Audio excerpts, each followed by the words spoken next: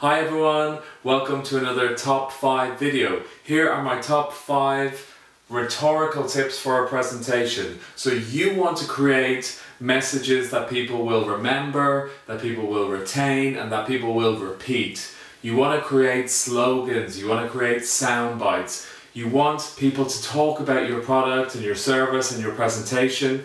So in this video, I'm going to give you 5 tips on how you can create those rhetorical sound bites and slogans that really will push your message through and, as I said, get people to remember your message, to retain your message, and to repeat your message.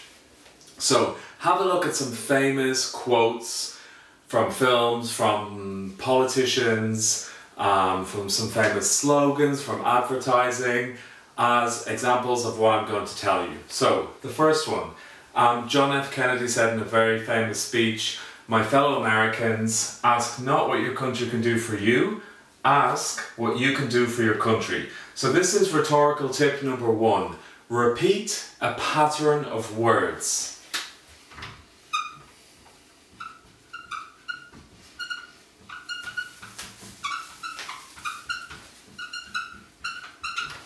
Okay, so repeat a pattern of words. Here you see the example, ask and ask, what your country, what your country. So it's playing very cleverly with a pattern of words, but it's repeating a pattern of words. Can do for you, can do for.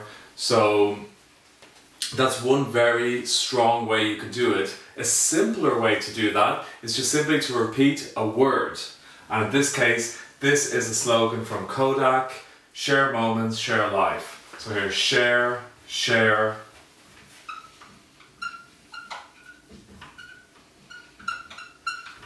So repeat a word is a simpler way to, a simpler rhetorical tip that you can use to create a really great soundbite or slogan or motto.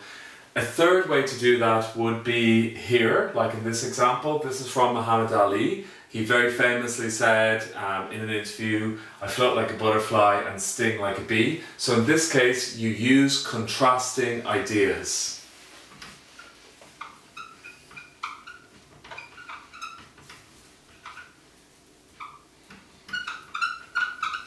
So contrasting ideas, they're very different things. For example, to float like a butterfly, it's very light, very beautiful, very frivolous thing. And then the contrasting idea is like sting like a bee. So it's like pain involved. It's a totally different idea.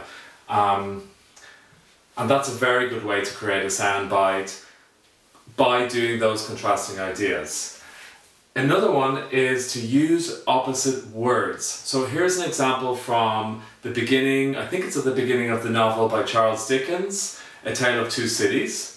So he said, "It was the best of times, it was the worst of times. It was the age of wisdom, it was the age of foolishness." So here you see opposite words being used to create that very powerful sentence. I mean, this is not exactly a soundbite, but it's a very famous, or the 2 very famous lines from a very famous novel, and it's created like that. So you have the best and the worst, or the best of times, the worst of times. So you have these opposite words, also very similar to contrasting ideas. And in the second sentence, it was the age of wisdom, it was the age of foolishness. So wisdom and foolishness are opposite words which create that very strong effect.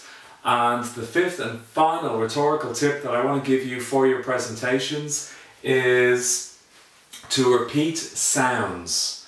So this is a very famous movie quote from the film Gone with the Wind.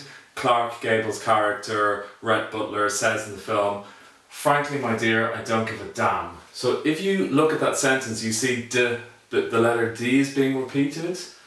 So dear, damn, and that's another very strong rhetorical technique that you can use in your presentations.